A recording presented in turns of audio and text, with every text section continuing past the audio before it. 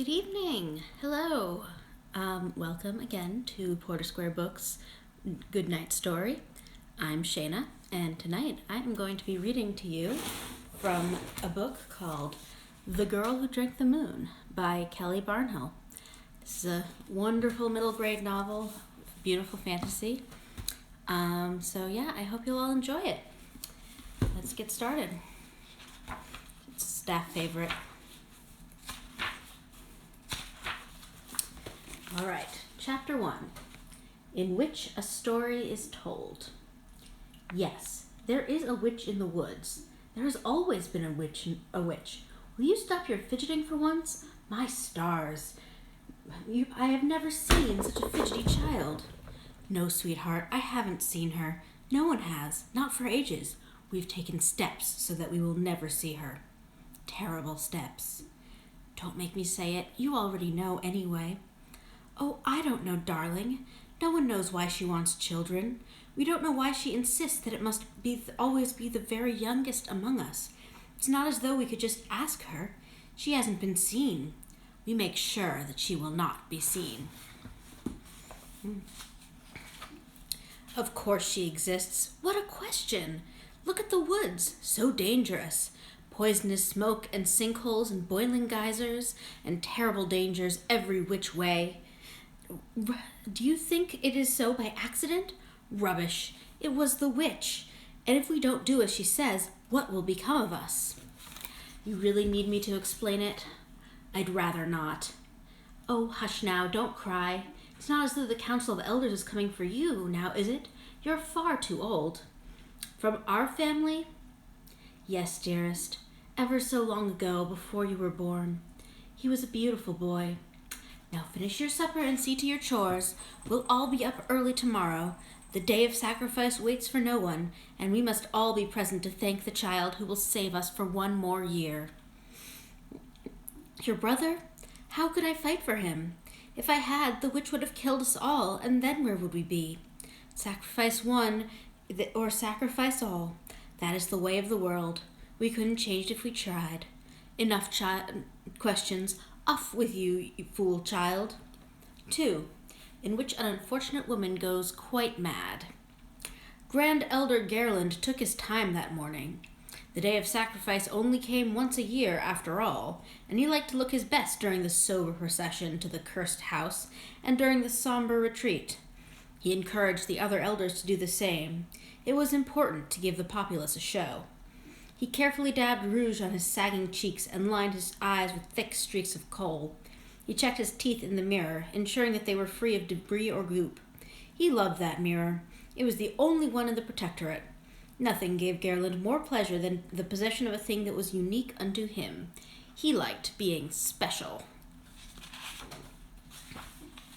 The Grand Elder had ever so many possessions that were unique in the protectorate.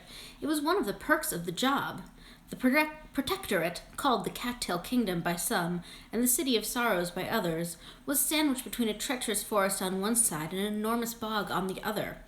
Most people in the protectorate drew their livelihoods from the bog. There was a future in bog walking, mothers told their children. Not much of a future, you understand, but it was better than nothing. The bog was full of zerin shoots in the spring and zerin flowers in the summer and zerin bulbs in the fall, in addition to a wide array of medicinal and borderline magical plants that could be harvested, prepared, treated, and sold to the traders from the other side of the forest, who in turn transported the fruits of the bog to the free cities, far away. The forest itself was terribly dangerous and navigable only by the road.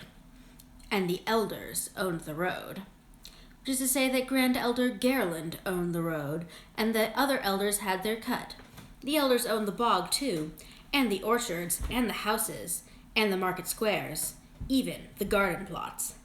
This was why the families of the protectorate made their shoes out of reeds.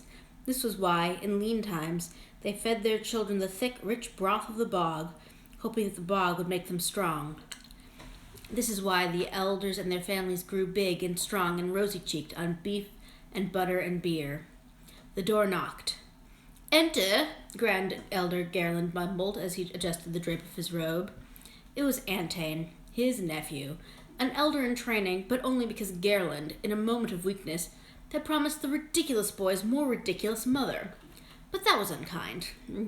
Antain was a nice enough young man, nearly 13. He was a hard worker and a quick study. He was good with numbers and clever with his hands and could build a comfortable bench for a tired elder as quick as breathing. And despite himself, Gerland had developed an inexplicable and growing fondness for the boy. But Antain had big ideas, grand notions, and questions. Gerland furrowed his brow. Antain was, how could he put it, overly keen. If this kept up, he'd have to be dealt with, blood or no. The thought of it weighed upon Gerland's heart like a stone. Uncle Gerland! Antain nearly bowled his uncle over with his insufferable enthusiasm. Calm yourself, boy, the elder snapped. This is a solemn occasion.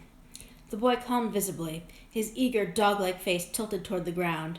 Gerland resisted the urge to pat him gently on the head.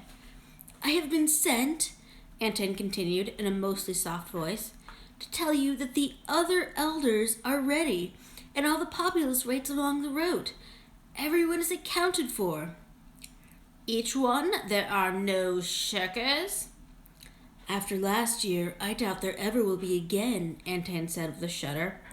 Pity. Gerland checked his mirror again, touching up his rouge. He rather enjoyed teaching the occasional lesson to the citizens of the Protectorate.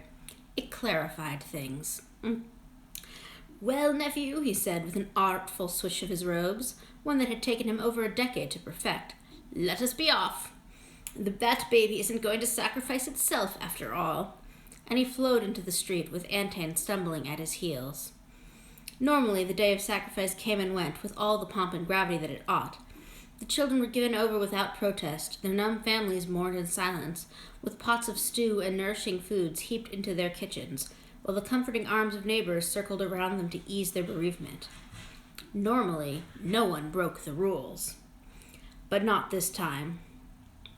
Grand Elder Gerland pressed his lips in a frown.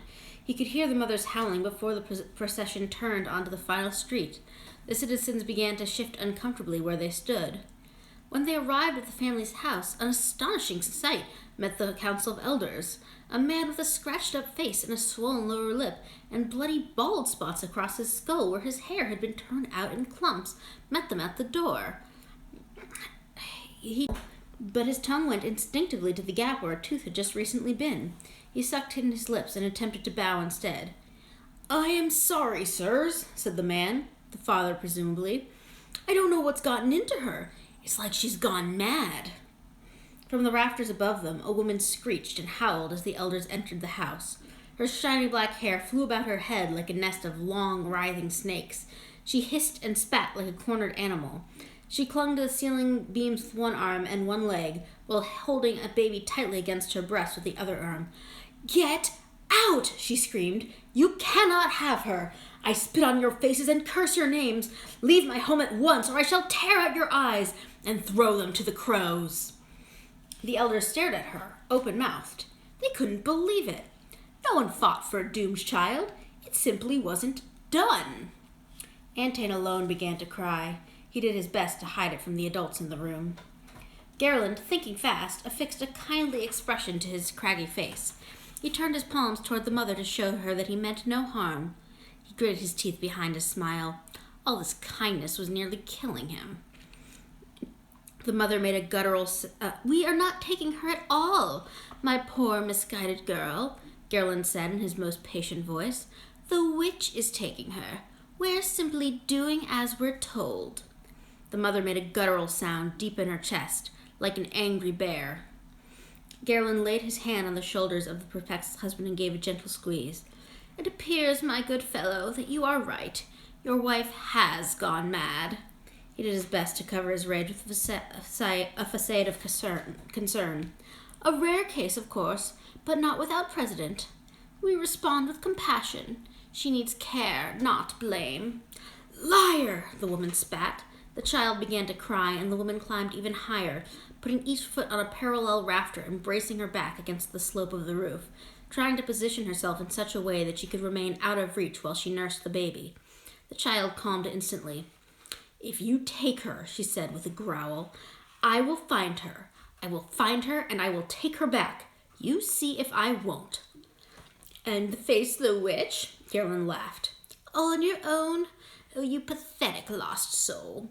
His voice was honey, but his face was a glowing ember. Grief has made you lose your senses. The shock has shattered your poor mind. No matter. We shall heal you, dear, as best we can. Guards! He snapped his fingers, and armed guards poured into the room. They were a special unit, provided as always by the Sisters of the Star. They wore bows and arrows slung across their backs, and short, sharp swords sheathed at their belts. Their long, braided hair looped around their waist, where it was cinched tight, a testament to their years of contemplation and combat training at the top of the tower. Their faces were as implacable as stones, and the elders, despite their power and stature, edged away from them. The sisters were a powerful force, not to be trifled with. Remove the child from the lunatic's clutches and escort the poor dear to the tower, Gerland ordered. He glared at the mother in the rafters, who had suddenly gone very pale. The Sisters of the Star know what to do with broken minds, my dear. I'm sure it hardly hurts at all. The guard was efficient, calm, and utterly ruthless. The mother didn't stand a chance. Within moments, she was bound, hobbled, and carried away.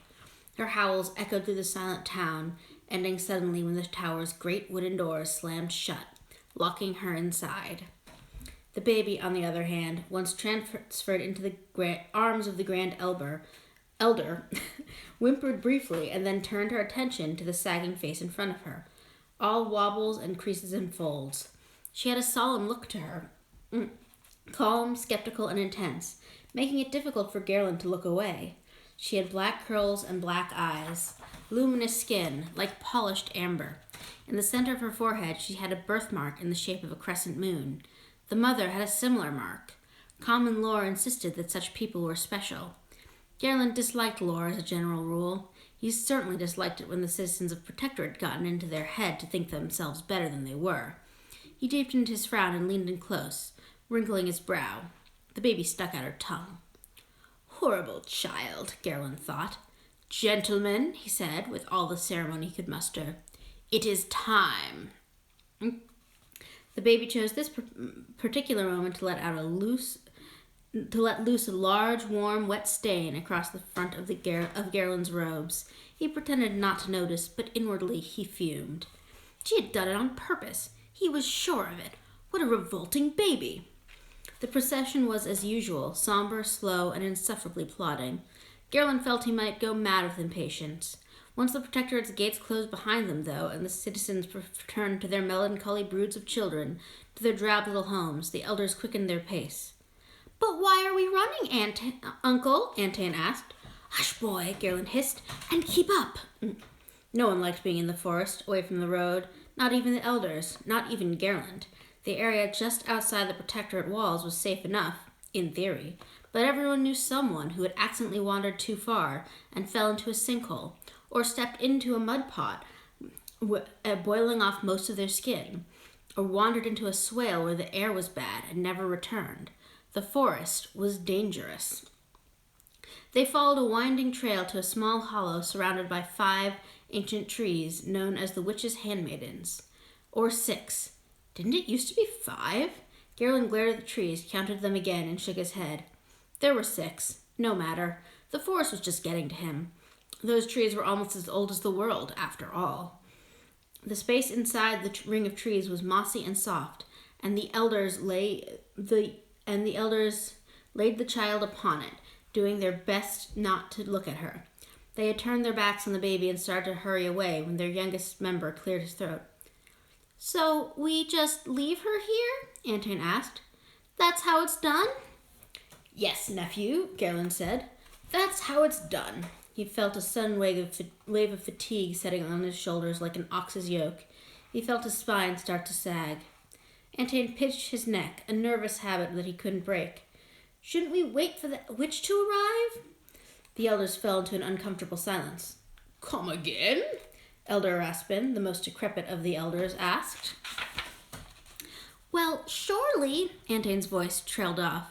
Surely we must wait for the witch, he said quietly. What would become of us if wild animals came first and carried her off? The other elders stared at the Grand Elder, their lips tight. "Fortunately, nephew," he said quickly, leading the boy away, "that has never been a problem." "But," Anton said, pinching his neck again, so hard he left a mark. "But nothing," Gerlin said, a firm hand on the boy's back, striding quickly down the well-trodden path. And one by one the elders filed out, leaving the baby behind. They left knowing, all but Antain, that it was not a matter of if the child were eaten by animals, but rather that she surely would be. They left her knowing that there surely wasn't a witch. There had never been a witch. There was only a dangerous forest and a single road and a thin grip on a life that the elders had enjoyed for generations. The witch, that is, the belief in her, made for a frightened people, a subdued people, a compliant people, who lived their lives in a saddened haze, the clouds of their grief numbing their sentences and dampening their minds. It was terribly convenient for the elders' unencumbered rule. Unpleasant, too, of course, but that couldn't be helped. They heard the child whimper as they tramped through the trees, but soon the whimpering gave way to the swamp sighs and birdsong and the woody creaking of trees throughout the forest, and each elder felt as sure as could be that the child wouldn't leave to see the morning, and they would never hear her, never see her, never think of her again. They thought she was gone forever. They were wrong, of course. And that is the first chapter of The Girl Who Drank the Moonlight. The Girl Who Drank the Moon by Kelly Barnhill. It's a wonderful book. The child ends up becoming a witch because there is a witch. She's just not eating children. She's rescuing them. So I recommend it. Go to portersquarebooks.com if you want to purchase it and keep reading. And come back here tomorrow night for another story. Hope you are all having a great time, and good night. Stay safe. Bye.